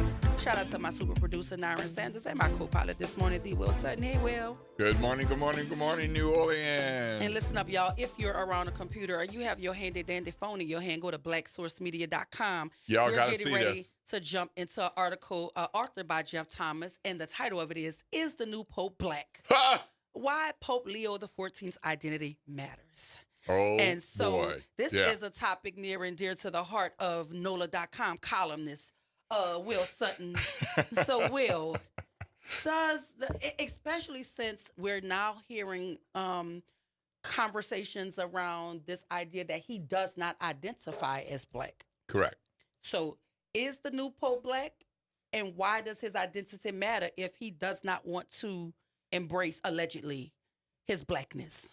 Well, you know, I have some thoughts on that, and I wrote a column about it, about Jari Honore, who discovered these real, documented Black Creole New Orleans 7th Ward roots. Yeah, because I know you it's lit up. documented. You lit up when you found out it was Jari. It's documented. Yeah, we can follow the line. You kind of can't ignore the history. Yeah. Although, we have folks these days who want to pretend things didn't happen. Mm-hmm. Or they know they happened, that they're pushing it aside. And so there was a great elation in the 7th Ward in New Orleans, across Louisiana, among Black Catholics when they found out what Jari, who we had on the other day, yes, discovered with his Black Creole ancestry. And as time has gone on, it doesn't appear that the Vatican is acknowledging those roots. So Jeff Thomas, my friend Jeff Thomas, who's one of our big bosses on our station, wrote a piece about is the Pope really black? So I just want to read a couple of these things, and I want everybody to go to blacksourcemedia.com so you can read the whole thing. And what Jeff says is, to be precise, Pope Leo XIV is the first black pope of modern times. Yes, there were 3 African popes centuries ago, but in the last 1,500 years, not one until now.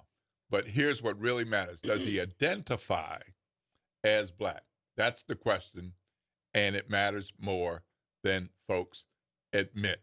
I mean, that's what matters to black people, because you're celebrating the fact that you have a black pope, but then these talks are coming out about him not embracing or not want to acknowledge his lineage as it relates to being black. So what's the point of celebrating the first black pope of modern times if the pope himself doesn't want to celebrate being the first black pope of modern times?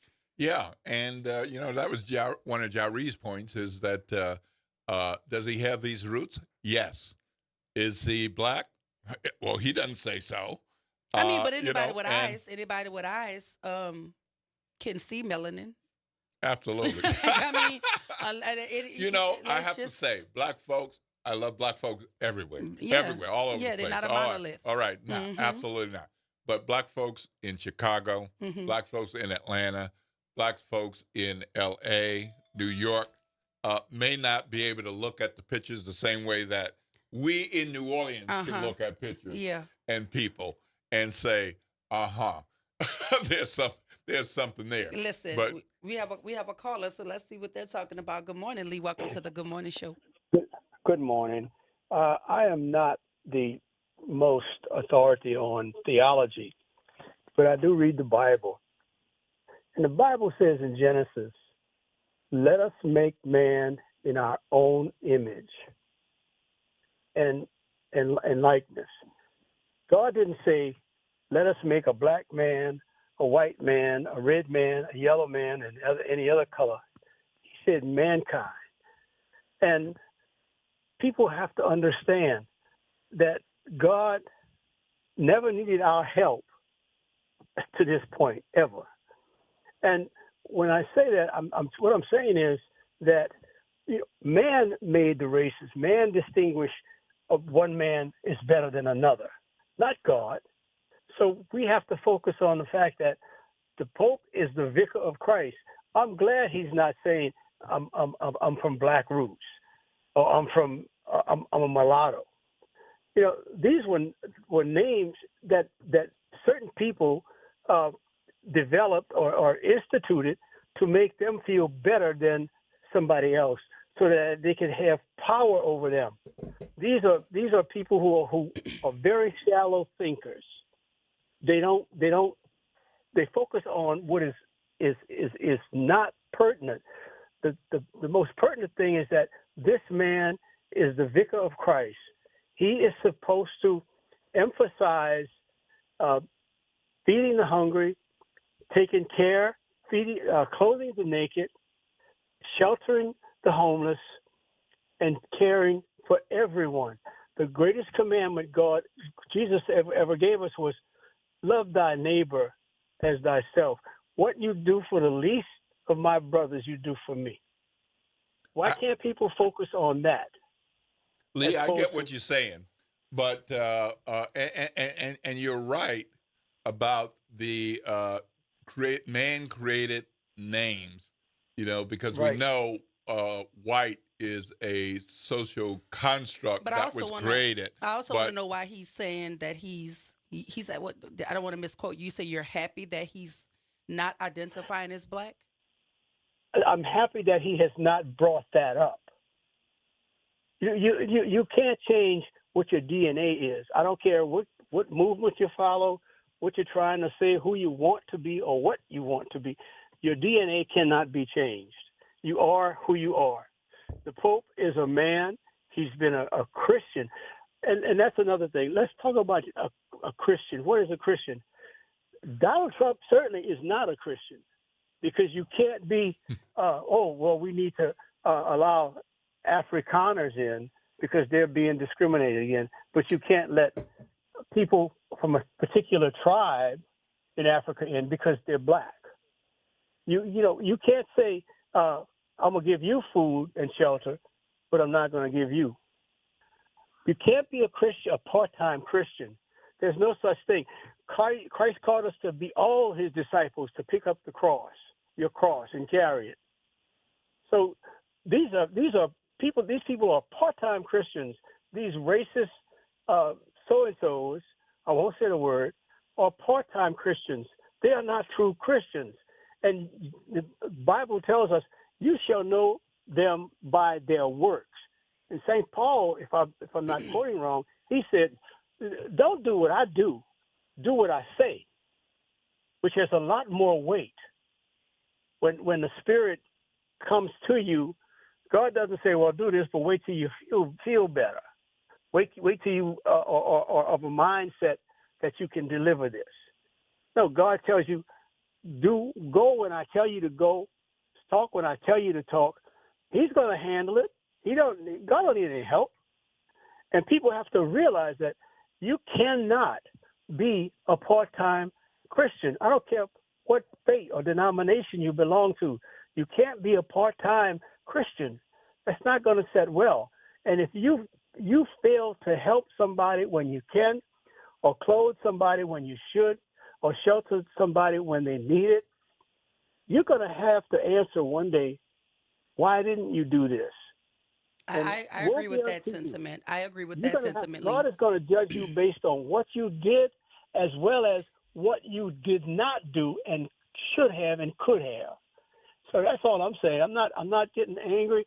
And as far as Blondie, yeah, that dye has leaked into her brain cells and they're dying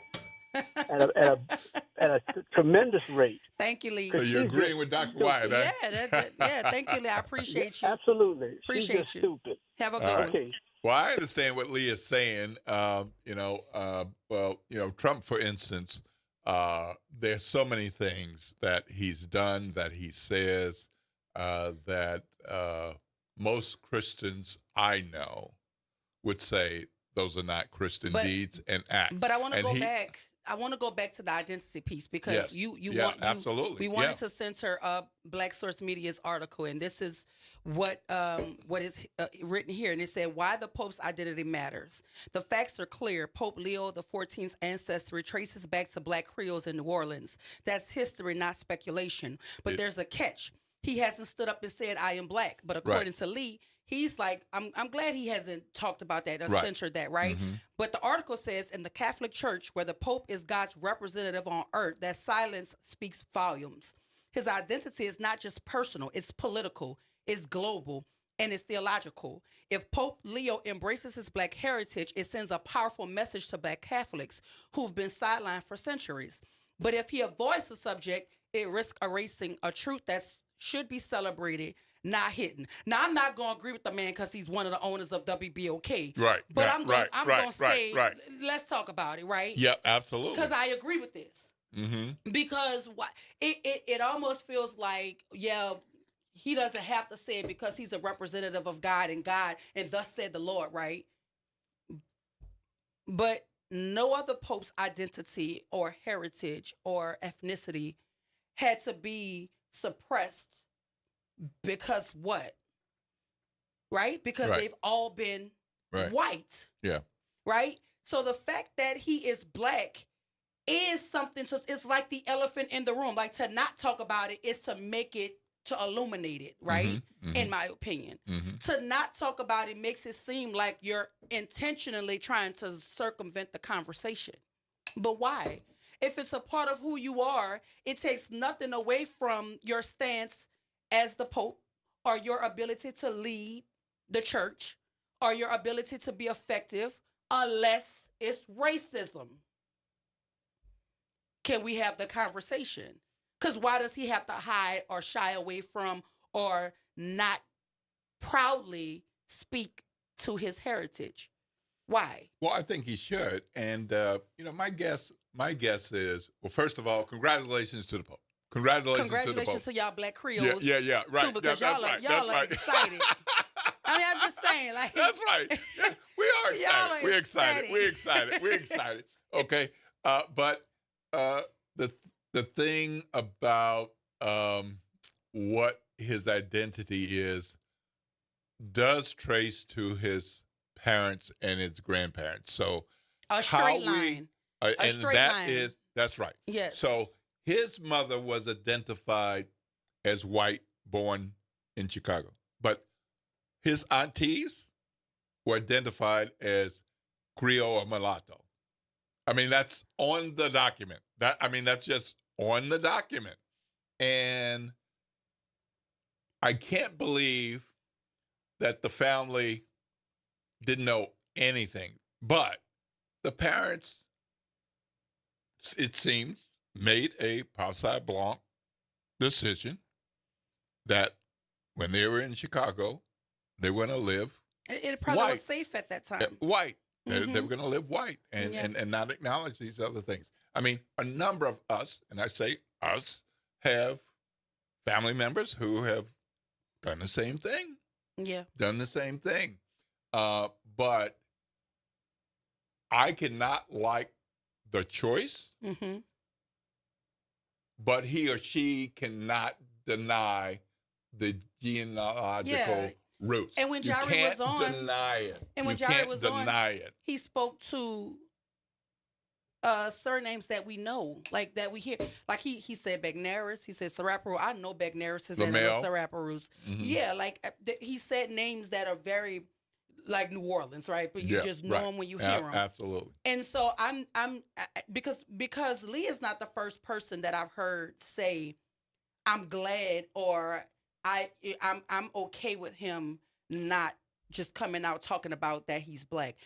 But my question would be, why not? Like, I genuinely, I'm not, you know, no dog in the fight. I just want to understand, right. Why is that a thing to be proud of or to be happy about or to celebrate when it's a part of who he is? Mm-hmm. Are we supposed to deny parts of ourselves so that we can appease folk who are not comfortable with the fact that his lineage traces back to black? I'm just going to tell you right now, like, that is something that you cannot deny. And whether or not the church or the Catholicism, like whether the whole idea of it is going to follow his leadership or his guidance, or you're going to step away from it because he black, then that tells me that is your faith really grounded and rooted in what faith is supposed to be rooted in? Mm-hmm. Because you had no problem with the other, you know, popes because they look like you, right? They Italians were happy. You get where I'm going? Like, so what is it about this man's lineage tracing back to black that makes this a conversation as opposed to it just is what it is? He black. Why we gotta like be quiet about it? Like, why I gotta be like something to whisper? Because to me, that illuminates the conversation more than just head on talking about it. Well, I think the crux of it is, how does the person identify themselves? And at this point, we don't have any indication that, okay, so let's say he doesn't say, I'm black, but can he acknowledge the roots where his people came from? Right over there by the Claiborne Bridge, which they're white people living over there now, but that's like very black neighborhood, very, very, very black, and there's some different shades of black, but that's very, very black. I'm gonna tell you right now, I'm black. Yes. And I ain't claiming nothing that ain't claiming me. Yeah. That's just me. I got you. I'm not gonna be running around here saying cousin and you around here saying I don't even know that girl. You know what I mean? I'm not doing it. That's all right. I get you. That's just me. I get you. I get you. But the final thought from the man himself, Jeff Thomas, he says this is bigger than one man. So is the Pope black? By blood, yes. By identity, still unanswered. But this isn't just his choice. It's a moment for the entire church to see who gets acknowledged, who gets heard, who gets to represent holiness. History is watching. The church is listening, and so are we. So I'm going to need my friends that's over on social media to pipe down a little bit until he... Until he could at least, you know what I'm saying? That's just, to me, it's like, come on now. Can we do a second line for him? No, we can't do a second line. Why? Can we get him some Dookie Chase fried chicken, some little Dizzy fried chicken? I mean, he could go get chicken from them black adjacent people that sell chicken. I don't know. I'm just joking. It's all jokes, people. It's all jokes. Relax. 8:43 a.m. And we're talking about the Pope. I mean, about the Pope, Leo. Here's the thing. We'll know for real, though. Like, if somebody go around claiming you, and you running around here talking about, Doc, I don't know them people, I'm going to be looking at them. I'm going to side-eye them people like that man say he don't even know you. Yeah, but that's my cousin. That's my auntie, daddy daughter. You know what I mean? Like, what? I get you. I mean, I think what you're talking about is Stop ringing the bell. Barack Obama has a white mom. Yeah. He acknowledges his white mom. He does. But he has been very clear he is a black man. Period. So that's all so we're that's asking what you you're to talking do. about. Like if that's your mama white, that's it's not like it's not like you're running away from that part of who you are. Like you're not afraid to say that. So what's the problem with saying your lineage is tied to black folk out of New Orleans? Like, what is the issue with that? Right? I mean, it already, the white smoke already came out. It billowed for you already. It's out there. You're the Pope. And some of us saw Mardi Gras colors, carnival colors. King cake. king cake with the black baby on the inside. right. You know what I mean? Like, come on now. Like, we joking, but for a lot of people, this is very, very serious. Yes, absolutely. But I just wanted to bring a little humor to it because I know there's fighting words on social media. You tell these people they not related to the Pope, they might want to fight you. Ike, I see you. I see. Can we take Ike before we go to break? Let's see. Hey, Ike. Good morning. Welcome to the Good Morning Show. Hey, I'm gonna tell you like this: Bonjour, monsieur. Bonjour, madame. Comment ça va, ma tuer? But look here. I'm gonna let you know the truth. What's the truth, The Ike? truth is this. The truth is, those people left home. They like my grandma said, "Laissez le paso blanc." They passed for what they was doing. Mm-hmm. That if that's your cousin, that's your cousin. But you got a lot of people that's on social media that's really going in so hard. Yes. But like you said, Ashanti, I know I'm not kin to you, but I know your mama. Right. And you know my godchild. You know my children. So guess what? We kin. We 'cause we family. in the same village. So, but he ain't never been home. So he don't know nothing about it. He was in Venezuela and all these different places. Peru. Yeah.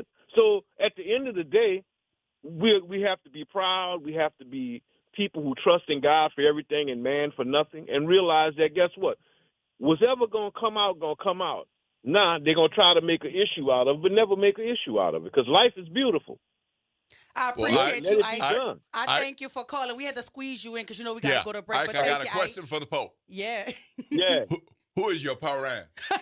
Oh, but guess what? My parent is my nan brother. Period. Thank you, Ike. All right. Ike. Look, we got to go to break over here, but when we come back, we're going to hear from the Honorable Delisha Boyd. She's going to talk to us about her anti-hazing bill and how they're attempting to scale it back right here, WBOK 1230 AM, what New Orleans is talking about. All day long.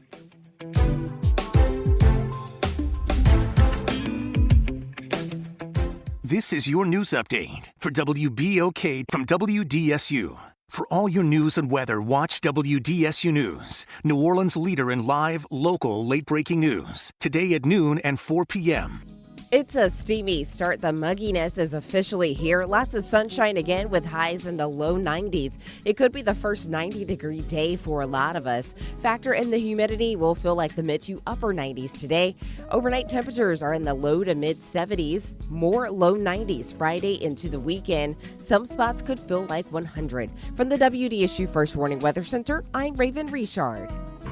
Hi, this is Arnie Filko. Let's elevate every Tuesday through Thursday from 6 to 7 o'clock p.m. as we discuss the community, the country, and the world, from politics to current events to sports. We look forward to your input and continuing the quality programming on your community station, WBOK. Join Carrie and I every Tuesday through Thursday, 6 to 7 o'clock p.m. on Elevated Conversations, the Arnie and Carrie Show. See you soon. Hello, I'm Gary Clark. Please tune in to Dr. Clark 101, The Living Classroom, which is broadcasted weekly every Wednesday at 12:30 p.m. on WBOK 1230 AM on your dial. And as always, it's been a pleasure. Welcome to Chemical of the Month by the community scientists at Rise St. James. This month, we spotlight phthalates, chemicals added to plastics, especially PVC, to make them more flexible and durable. But there's more. Research shows phthalates may disrupt hormones, affect reproductive health, and contribute to environmental pollution impacting our communities. Join us as we explore how these additives shape our everyday lives and the world around us. For more details, visit risestjames.org. Empower your knowledge with Rise. This is the story of the one. As a lineman, he does whatever it takes to keep the power on in his community. And he wants a partner like Grainger who does the same. Grainger offers the professional-grade products he needs, from voltage detectors to harnesses to hard hats, plus fast, dependable delivery, so he can rise to every challenge. Call 1-800-GRAINGER, click Grainger.com, or just stop by. Grainger, for the ones who get it done.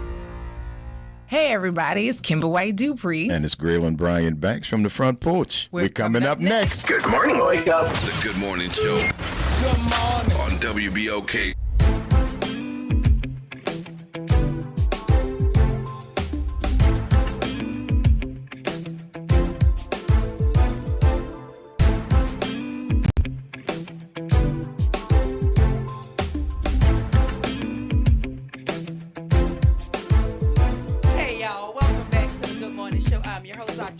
Worldwide. Shout out to my co-pilot Will Sutton and my super producer Nyron Sanders. Right now, we have the Honorable Representative Delisha Boyd on the line. We're going to talk to the rep about her anti-hazing bill that is now being scaled back. Rep, good morning. Welcome to the Good Morning Show.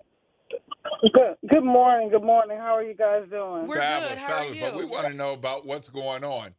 So first of all, can you tell us why you introduced this bill and why you introduced this bill in the context of a federal law saying similar things, but why did you think it was necessary for Louisiana? Well, you know, when we send our kids to school, we send them with the intent to get an education. We don't send them to school with the intention of them being hazed, possibly killed, or even arrested. You know, I wanted to, after research, there have been over 44 task force and committees trying to figure out why hazing exists. In the meantime, hazing continues. So my goal was really just to empower the kids with the education of knowing that they don't have to be brutalized to become a brother. And in addition to that, understanding that now hazing with any type of bodily harm is now a felony. So we don't think the kids that night went out with the intention to kill Caleb.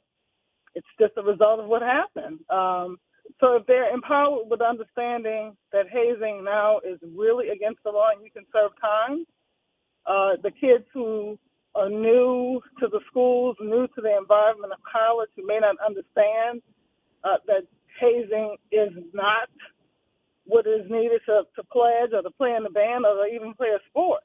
I think we'll empower our kids and can move into a no haze community. So the Caleb you mentioned is Caleb Wilson, young man at Southern in Baton Rouge, who died, and there's an investigation, but appears to be the result of hazing at an unauthorized Omega Psi Phi fraternity activity, and it caused quite a stir on that campus and in New Orleans and Kenner, where he's from, and across the nation as this thing went viral and brought hazing to national attention once again, particularly in this case involving a black fraternity and a HBCU, Southern University. Correct. All right. So I've also been in constant contact, conversation with Max Gruber's mother, Rayanne Gruber, who is the mother of the 18-year-old that was killed at LSU in 2018 in the hazing incident as well. They've been extremely helpful with providing me with a lot of research and statistics on what has even happened since Max's death. You know, there have been 27 hazing incidents on LSU's campus since Max died. So it's not getting better. And I think we all believe that it's not getting better because the children are not being empowered over what has to happen, what should happen, and what should not happen. So what is this rollback about? Like, what is the scale back on your bill? What is happening there? You know, it was shocking for me initially that once again we don't want to put our children first. They were more concerned with the fiscal note that LSU sent in and the fiscal note that Southern sent in. You know, most schools said it would be basically no fiscal intent. My response to that initially was the fiscal note to educate is better than the jury amount awarded to a family whose kid has been killed.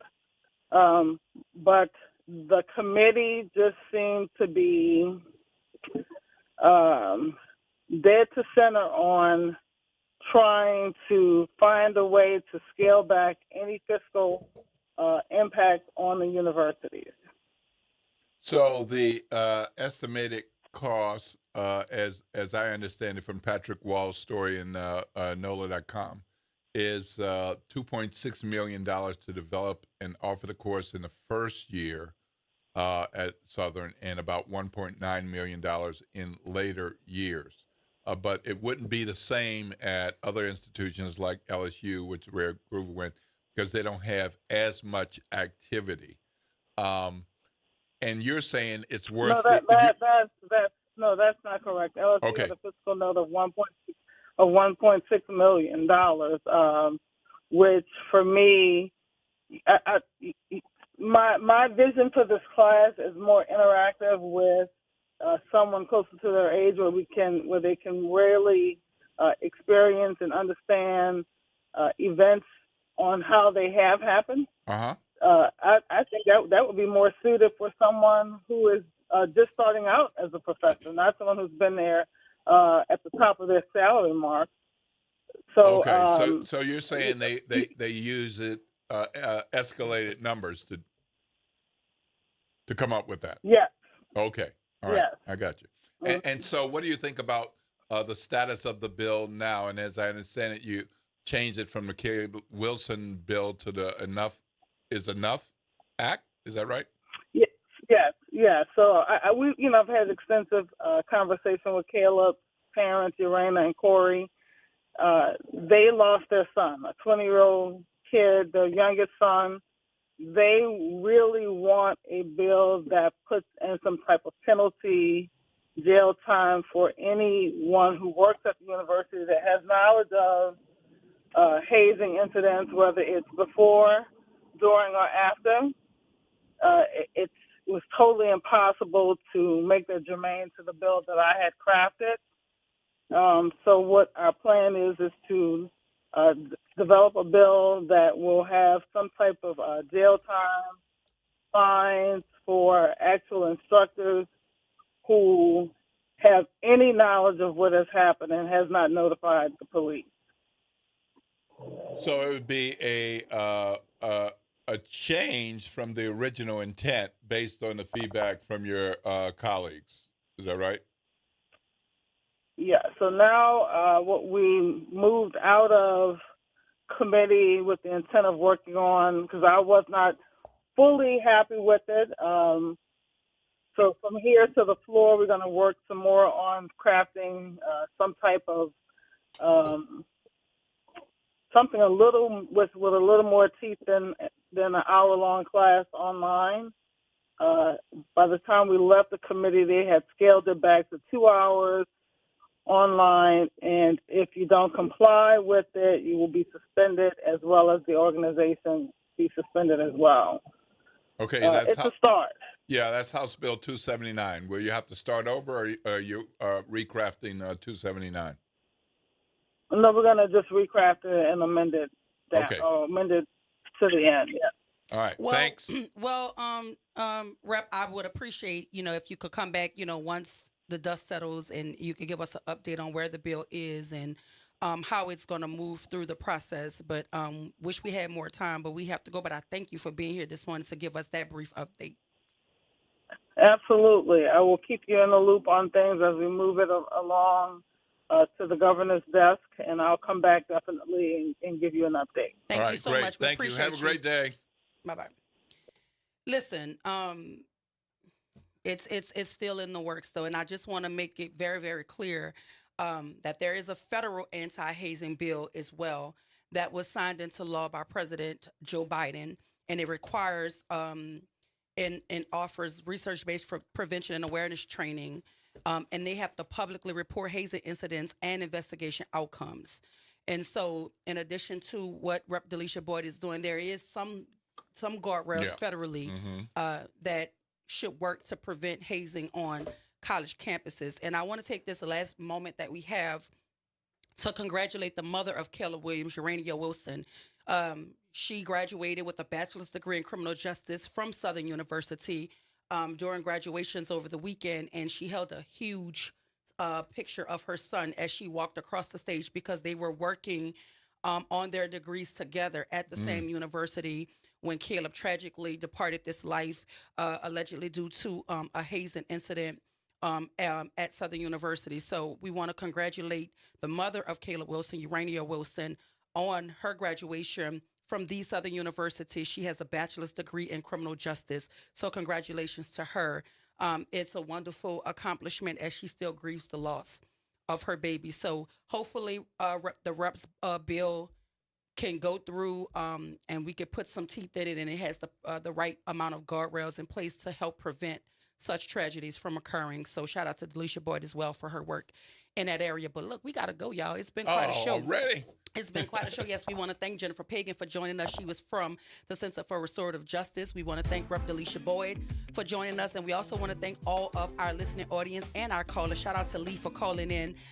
We appreciate each and every one of y'all. And shout out to y'all in the chat. Y'all always having some real conversation in the chat. Shout out to y'all. But y'all stay tuned. Up next for the Front Porch for Craylen and Kimba. As far as the Good Morning Show and Dr. Shanta White, Will Sutton, and our super producer, Nyron Sanders. We're going to see y'all tomorrow. This is WBOK 1230 AM, what New Orleans is talking about. All day long.